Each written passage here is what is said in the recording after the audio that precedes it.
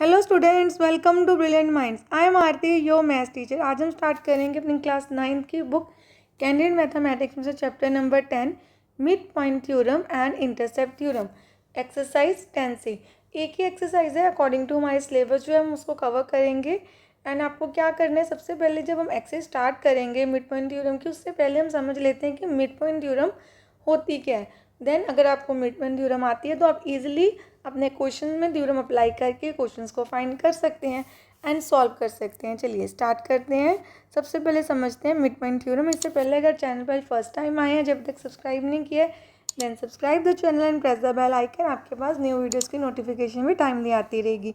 देखिए इस क्वेश्चन में क्या करना है हमें, सबसे पहले हम कंसेप्ट समझते हैं मिड पॉइंट थ्योरम का क्या कंसेप्ट है। देन अब थ्योरम क्या कहती है आपको कि सबसे पहले अगर आपके पास एक राइट एंगल ट्रायंगल है, जैसे हम यहाँ सिंपल ट्रायंगल है, एक ट्रायंगल ड्रॉ करते हैं। यहाँ पर ये हमारे पास हो गई एक ट्रायंगल ए बी सी। तो according to mid point theorem हमें थ्योरम प्रूव नहीं करनी, हमें सिर्फ कंसेप्ट को समझना है। तो आपने ए बी सी, हमारे पास एक ट्रायंगल है। अगर आपकी उस पर टू साइड्स पे कोई दो मिड पॉइंट्स है, देखिए डी एंड सी, ये दो मिड पॉइंट्स हैं। एंड मिड पॉइंट्स को जो लाइन ज्वाइन करेगी वो लाइन क्या होती है, मिड पॉइंट्स को जो भी लाइन ज्वाइन करती है that line is parallel to the third line जो रह गई, that b c, and half of that line. It means, अब देखिए आपको थ्योरम का कंसेप्ट भी ऐसे याद कर लेना है। द लाइन, थ्योरम क्या है आपकी, the line segment joining, the line segment joining the mid point of other two side. देखिए mid points of any two sides of any two sides of a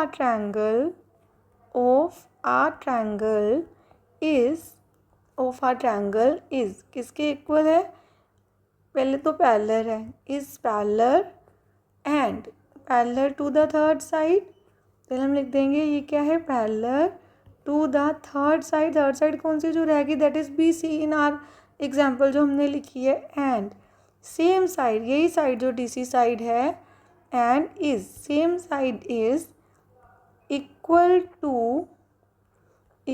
to half of third side, half of it means third side. Third side की बात हो रही है यहाँ पे। तो आपने क्या याद रखना है, अगर डी एंड सी कोई भी मिड पॉइंट हो सकते हैं। यहाँ इस क्वेश्चन में क्या थे, d and c are the mid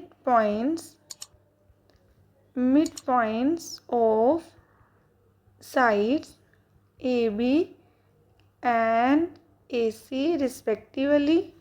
then therefore जो डी सी है वो पैरेलल है बी सी के, and d c is also half of B C. ये आपकी थ्योरम है मिड पॉइंट थ्योरम। एंड इसी कंसेप्ट को, इसी थ्योरम को हमने यूज़ करना है अपने क्वेश्चंस में। तो चलिए स्टार्ट करते हैं एक्सरसाइज के questions.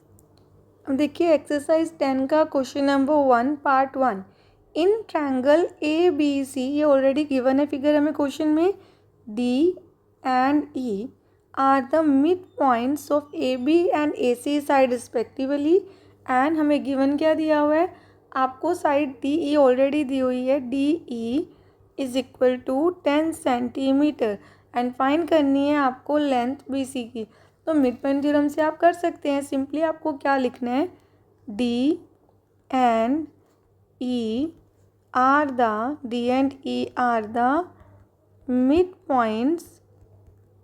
Points of A B and A C, of sides लिख दीजिए यहाँ पे, of sides A B and A C respectively.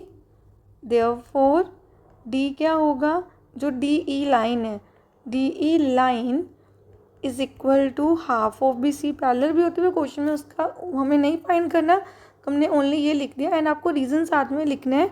ये हमें कैसे पता चला, ये property by mid point theorem, क्योंकि मिड पॉइंट थ्योरम के अकॉर्डिंग अगर टू मिड पॉइंट से कोई भी लाइन सेगमेंट पास होती है वो थर्ड लाइन के पैरेलल और हाफ होती है। विच मीन्स डी की पहले वैल्यू पुट करेंगे, यहाँ पे आ गया half B C, 10 into 2 is equal to B C, then B C की वैल्यू कितनी आ गई 20 सेंटीमीटर। एंड ये हो गया आपका पार्ट 1 कंप्लीट। स्टार्ट करते हैं next part. Question number 1 part 2। In the adjoining figure X and Y, ये जो लाइन है हमारी एक्स एंड वाई जो 2 पॉइंट्स है are the mid points of side A B and A C respectively of a triangle A B C and BC is given to us, that is 7 centimeter. Then AB, this whole line, complete length of this line is given, that is 8.4 centimeter. and AC भी हमें given है, AC कितनी given है 7.4 centimeter. Then find the perimeter of trapezium XBCY. It means this XBCY आपको इस trapezium का perimeter find करना है। Perimeter means sum of all side, it means हमें ये सारी साइड्स फाइंड करनी है। तो मिड पॉइंट थ्योरम से पहले एक्स वाई की वैल्यू फाइंड करते हैं। सबसे पहले आपको लिखना है एक्स एंड वाई, तो आपको लिखना ही लिखना है, जैसे मिड पॉइंट थ्योरम यूज़ कर रहे हैं। X and Y are the mid points, जैसे हमने लास्ट क्वेश्चन में लिखा था, mid points of sides A B and AC respectively, which means therefore हम क्या बोलेंगे कि XY is half of BC। Parallel भी होता है, वो हमें कंडीशन कि यहाँ पे नीड नहीं है तो हमने सिर्फ यही लिख दिया। देन XY की वैल्यू हमें फाइंड करनी है, BC की वैल्यू गिवन है 7, देन 2 1s एंड 3.5। तो हमारे पास आंसर आ गया XY का, हम यहाँ पे लिख देते हैं साइड में, XY is equal to 3.5 centimetre, क्योंकि हमें बाद में अपने क्वेश्चन में यूज़ करनी है, तो हमने यहाँ पे ये वैल्यू ऑलरेडी अपनी फाइंड कर ली। देन नेक्स्ट देखिए, नेक्स्ट आपको फाइंड करना है X B and Y C, because B C तो ऑलरेडी गिवन है। तो हम यहाँ पर सिंपल सा क्या लिखेंगे कि जो एक्स है, X is the mid point of A B, ये हमें ऑलरेडी क्वेश्चन में ही गिवन था। तो मिड पॉइंट है, इट मीन्स जो ए एक्स है वो किसके इक्वल है, एक्स बी के। अगर ये दोनों इक्वल हैं तो इनका जो ये एक पार्ट है, जैसे मुझे फाइंड करना है एक्स बी, वो क्या होगा, that is half of A B. पूरी लाइन का हाफ, अगर दो इक्वल पार्ट्स हैं, एक लाइन को 2 इक्वल पार्ट्स में डिवाइड किया है तो हाफ हाफ होंगे। इट मीन्स अगर हमें एक्स बी की वैल्यू चाहिए तो आपको ए बी का हाफ करना है। 8.4 है, इसका हाफ करेंगे तो आ गया 4.2 सेंटीमीटर। एक्स बी भी हमने फाइंड कर ली। देन हम लिखेंगे वाई किसका मिड पॉइंट है, Y is the mid point of A C.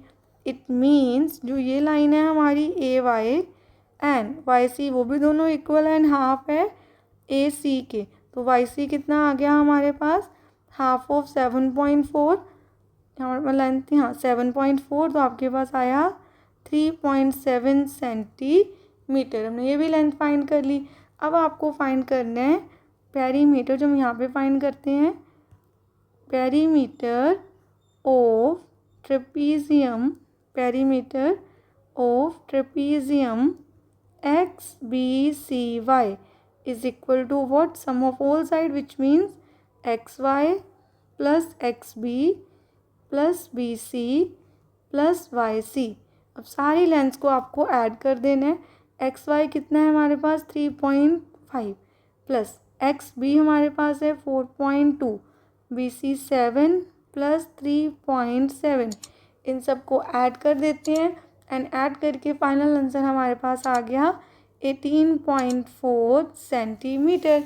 And ये आ गया perimeter of trapezium X B C Y. I hope आपको ये क्वेश्चन भी अच्छे से क्लियर है। चलिए अब स्टार्ट करते हैं next question. Question number 2, A B C D is a rhombus and P Q R S are the mid points of side A B B C C D respectively.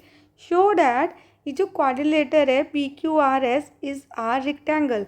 Then सबसे पहले हम क्या करते हैं, हम बनाते हैं फिगर। सबसे पहले ए बी सी डी एक रोम्बस है एंड रोम्बस का आपको पता है सारी साइड सेम होती हैं, तो यहाँ पर हम एक रोम्बस ड्रॉ करते हैं ए बी सी डी। तो ये हो गया हमारा rhombus A B C and D, and इसमें क्या है, P Q R S are the mid point, and P Q R S में प्रूव करना है एक रेक्टेंगल है, तो इसको भी ज्वाइन कर देते हैं, P Q R S R Q and S P को। तो हमें प्रूव करना है ये एक रेक्टेंगल है, P Q R S is a rectangle. तो यहाँ पर ये लाइन यहाँ से बन जाएगी, तो हमें प्रूव करना है कि ये भी एक रेक्टेंगल है। तो देखिए पी क्यू आर एस भी एक रेक्टेंगल है, आपको कैसे प्रूव करना है, सबसे पहले हम स्टार्ट करते हैं क्वेश्चन में, क्या प्रूव करना कि ए बी सी डी तो एक रोम्बस है। आपको सबसे पहले क्वेश्चन में क्या करना है, स्टार्ट करने से पहले आपको इसके डायगनल्स को ज्वाइन कर देना है। देखिए जो ए सी है, ए सी एंड इस बी डी को आपको इनको ज्वाइन कर देना है। तो हम यहाँ पे लिखेंगे join A C and B D, it means हमने दोनों को यहाँ पे ज्वाइन कर दिया। देन जब हम सम को प्रूव करेंगे, शो करना है आपको कि पी क्यू आर एस एक रेक्टेंगल है, तो आपको सबसे पहले क्या करना है, आप यहाँ पे लिखेंगे जो रोम्बस की हमें प्रॉपर्टी के बारे में पता है, डैट इज़ कि जो रोम्बस है उसके डायगनल्स 90 डिग्री पे बाइसेक्ट करते हैं। A B C D is a rhombus, A B C D is a rhombus, and it means जो ए सी है वो परपेंडिकुलर है बी डी के। रोम्बस क्या है, ए सी क्या है, perpendicular to B C, diagonals of rhombus bisect each other at 90 degree, which means जो एंगल होंगे हमारे, देखिए यहाँ पे हमने ओ ले लिया, हम लाइन भी पूरी लिख सकते हैं कि डायगनल्स, यहाँ पे डायगनल्स है रोम्बस के, diagonals of rhombus bisect each other at O, and कौन सा एंगल बना रहे हैं, 90 डिग्री का। बाइसेक्ट एट ओ, उस पॉइंट को जब इंटरसेक्ट कर रहे हैं उसको हमने ओ ले लिया। देन ए सी, अब आप ये लाइन नीचे लिख दीजिए कि ए सी परपेंडिकुलर है बी डी के, तो 90 डिग्री का एंगल भी बना रहा है और बाइसेक्ट भी कर रहे हैं। इट मीन्स ये जो हमारे सारे एंगल्स हैं, जैसे A O B angle and B O C angle, B O C and angle C O D, angle D O A, सारे एंगल्स आपके पास हैं 90 डिग्री ईच। ये ईच एंड एवरी एंगल, ये एंगल हो जाए, ये सारे एंगल्स 90 डिग्री ईच है। देन नाउ अब देखिए हम क्या बोलेंगे, सबसे पहले नाउ जो हमारे पास ये दो पॉइंट्स है, देखिए ये दो ट्रायंगल्स ले लेते हैं, ए बी सी ट्रायंगल पहले हम लिखते हैं, in triangle A B C, in triangle A B C, P and Q are the, P and Q are the midpoints, are the midpoints of AB and BC respectively, दोनों sides के ये mid point है, विच means therefore हम क्या बोलेंगे कि जो PQ है is parallel to AC and PQ is equal to half of AC, and ये होगी हमारी इक्वेशन 1। ऐसे ही हम सिमिलरली सेकेंड इक्वेशन भी प्रूव करेंगे। अब देखिए हम लिख देते हैं similarly in triangle A D C, हम अब ए डी सी ट्रायंगल लेंगे एंड उसमें मिड पॉइंट्स कौन से हैं हमारे, S and R the mid points of of A D DC respectively, which means therefore हम यहाँ भी क्या बोलेंगे कि जो SR है is parallel to AC and SR is equal to half of AC, and this is equation 2। अब देखिए हमें यहाँ पे क्या लिखना है, from equation 1 and 2, from equation 1 and 2, from equation 1 and 2, PQ is parallel to SR, PQ is parallel to SR and PQ is equal to SR। देखिए PQ AC के भी इक्वल है एंड SR भी AC के parallel है, तो दोनों same AC के पैरेलल है एक ही साइड के, तो आपस में भी पैरेलल होंगी। सेम ऐसे ही PQ हाफ ऑफ AC है एंड SR भी हाफ ऑफ AC है, both the sides equal to the same side, मतलब हाफ है, सेम साइड के हाफ है, तो आपस में भी इक्वल होंगी। तो ये आपके पास प्रूव हो गया कि PQ SR के पैरेलल एंड PQ SR के इक्वल भी है। एक पेयर हमारी क्वाड्रिलेटर है PQRS, उसका वन पेयर हमारे पास क्या आ गया, one pair of opposite sides are equal and parallel आ गया। देन अब आपको सिमिलरली आप क्या लिख सकते हैं यहाँ पर, तो हम यहाँ पे लिख देते हैं। जैसे देखिए अभी हमने क्या प्रूव किया है, ये जो PQ है, दिस PQ, इसको हम दूसरे इससे कर लेते हैं रेड कलर से, ये PQ एंड SR पैरेलल भी है, इक्वल भी है। सेम ऐसे ही आप SP एंड RQ को भी पैरेलल एंड इक्वल प्रूव कर सकते हैं। अगर दोनों ही opposite pair equal and parallel आ जाएंगे तो आपका क्वाड्रिलेटर PQRS बन गया एक पैरेललोग्राम। तो आपको जब सिमिलरली लिखना है, आपको पूरा प्रूव करके नहीं दिखाना, आपको सिंपली यहाँ पे लिख देना है। तो आप यहाँ पे लिखेंगे सिमिलरली, दोबारा से पूरा प्रूव नहीं करेंगे हम, सिमिलरली क्या बोल देंगे हम, ये जो आपके पास है SP वो पैरेलल भी आएगा RQ के एंड SP इक्वल भी होगा RQ के। Therefore PQRS is a parallelogram. बस आपने याद रखने हैं, दोनों पेयर्स हमने ऐसे इसको प्रूव कर लिया, ऑपोजिट साइड पैरेलल है, तो हमारा आंसर आ गया कि ये PQRS एक पैरेललोग्राम है। मतलब आगे भी सॉल्व करना है। अभी हमने प्रूव किया, जब भी हमें किसी क्वाड्रिलेटर को रेक्टेंगल प्रूव करना, तो सबसे पहले आपको प्रूव करना होता है कि वो एक पैरेललोग्राम है, वो हमने प्रूव कर दिया। अब बस पैरेललोग्राम को रेक्टेंगल प्रूव करने के लिए आपको क्या प्रूव करना है, देखिए अब देखिए एक पैरेललोग्राम को रेक्टेंगल प्रूव करने के लिए आपको क्या करना है, आपको ये जो हमारे पास कोई भी, ये देखिए 1 2 3 4, ये 4 क्वाड्रिलेटर्स हैं हमारे पास, आपको किसी भी एक क्वाड्रिलेटर को पैरेललोग्राम प्रूव कर लेना है। तो हम ले लेते हैं अपना ये वाला क्वाड्रिलेटर और उसका नेम रख लेते हैं, यहाँ हम रख लेते हैं E और यहाँ पे नेम दे दिया F। तो अभी आपको सबसे पहले यहाँ पे लिखना है कि हमने कौन सी क्वाड्रिलेटर लिया है, इन क्वाड्रिलेटर OEPF, क्वाड्रिलेटर OEPF। अब हमें सबसे पहले क्या बोलना है, ध्यान से देखिए, इस क्वाड्रिलेटर में, क्योंकि हमने पैरेललोग्राम तो PQRS को प्रूव किया ही हुआ है ऑलरेडी, एंड सिमिलरली हमने ये भी बताया हुआ है कि जैसे SP DB के पैरेलल होगा, क्योंकि सिमिलरली हमने सेम लिख दिया था, वही कंसेप्ट आना है। तो सबसे पहले आप क्या लिखेंगे कि जो ये EO है, EO वो पैरेलल है, ये EO लाइन पैरेलल है FPF के, एंड इसका रीज़न ये क्यों पैरेलल है, बिकॉज जो AC लाइन है वो पूरी पैरेलल है PQ के। हमने प्रूव किया था कि ये पैरेलल है because P and Q are the mid points. आप ऐसे भी लिख सकते हैं कि PQ, पहले PQ लिख देते हैं, जैसे हमने लिखा था PQ पैरेलल टू AC, ये इसका रीज़न आ गया।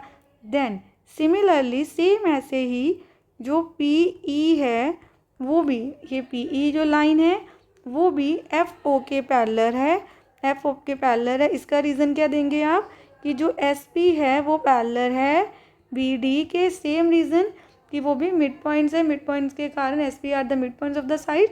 सो लाइन जो मिड पॉइंट को ज्वाइन करेगी that is parallel to the third side. तो देन हमारी और 2 इक्वेशंस आ गई। तो देयरफॉर हम बोल सकते हैं इन दोनों इक्वेशन से कि जो OEPF है is a parallelogram, is a parallelogram. OEPF एक पैरेललोग्राम है। अगर ये पैरेललोग्राम है तो इसके ऑपोजिट एंगल्स क्या होंगे, इक्वल। एंड ये एंगल तो हमने स्टार्टिंग में मैंने लिख के आपको दिया था कि ये एंगल, देखिए हमने स्टार्टिंग में क्या लिखा था कि AOB 90 डिग्री है, सारे एंगल 90 डिग्री हैं बिकॉज रोम्बस के जो डायगोनल्स है वो 90 डिग्री पे बाइसेक्ट करते हैं। एंड अब ये एंगल ए ओ बी बोलें ना, सेम इसको हम ए ओ एफ बोलें, one of the same thing, angle तो वही आ रहा है 90 डिग्री। देन जो ई ओ एफ एंगल है is equal to E P F, E P F भी 90 डिग्री आ गया, तो ये एंगल भी 90 डिग्री है। रीज़न क्या आएगा यहाँ पे, opposite angles of parallelogram, opposite angles of parallelogram, parallelogram के ऑपोजिट एंगल्स क्या होते हैं, इक्वल। अगर किसी भी देखिए पैरेललोग्राम थी, अब पैरेललोग्राम के एंगल अगर 90 डिग्री आ गए तो वो पैरेललोग्राम क्या बन जाएगा, रेक्टेंगल। बस आपको यहाँ पे क्या लिख देना है, देयरफॉर लास्ट में लिख देना है कि जो हमारे पास ये है ई ओ, क्योंकि अभी हमने इस पार्ट को प्रूव किया है ना, ई पी हमारा नाम क्या था, ओ ई पी एफ, तो हम बोल देंगे O E P F is a rectangle. तो ये रेक्टेंगल आ गई क्योंकि इस पैरेललोग्राम के ऑपोजिट एंगल क्या आ रहे हैं, 90 डिग्री, तो ये एक रेक्टेंगल है। तो इट मीन्स, अब देखिए पी एंगल 90 डिग्री आ गया ना, सिमिलरली ऐसे ही जो पी क्यू आर एस है इस आ पैरेललोग्राम, ये हमने ऑलरेडी प्रूव किया है, प्रूव्ड अबव, ये हमने ऑलरेडी प्रूव किया हुआ है। एंड ऐसे ही इसका एंगल भी जो एस पी क्यू एंगल है, ये देखिए पी एंगल तो यहीं पे आ रहा है, वो 90 डिग्री है। अगेन अगर पैरेललोग्राम का 90 डिग्री एंगल आ गया, पूरी पैरेललोग्राम क्या बन जाएगी, रेक्टेंगल। एंड यहाँ पे आप रीज़न भी लिख दीजिए कि हमने इसको सीधा कैसे लिखे है, क्योंकि अभी अभी हमने ऊपर प्रूव किया है सेम एंगल यहाँ पर कि because E P F angle जो है, E P F angle it is equal to E P F angle is 90 degree. अगर ये 90 डिग्री है तो ये पी पे ही आ रहा है एंगल, वो भी 90 डिग्री होगा। हेंस आपको सिंपली क्या लिख देना है, हेंस जो हमारी पी क्यू आर एस है, P Q R S is a rectangle, क्योंकि उसका एक एंगल ये पैरेललोग्राम था, पैरेललोग्राम के ऑपोजिट एंगल तो इक्वल होंगे।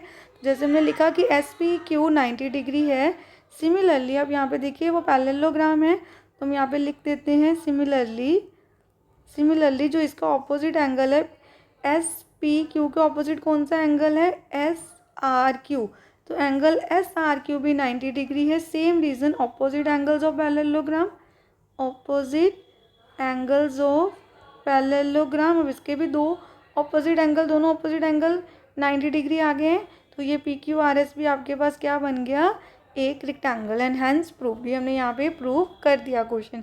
आज हमने क्वेश्चन 1 एंड 2 अच्छे से कंप्लीट किए हैं एंड आई होप आप सबको अच्छे से क्लियर है। आपको क्वेश्चंस की प्रैक्टिस करनी है। नेक्स्ट वीडियो में हम स्टार्ट करेंगे क्वेश्चन नंबर 3। मिलते हैं नेक्स्ट वीडियो में। अगर आपको वीडियो अच्छी लगी तो please like share subscribe and press the bell icon, जिससे आपके पास न्यू वीडियोज़ की नोटिफिकेशन टाइमली आती रहे। Thank you for watching.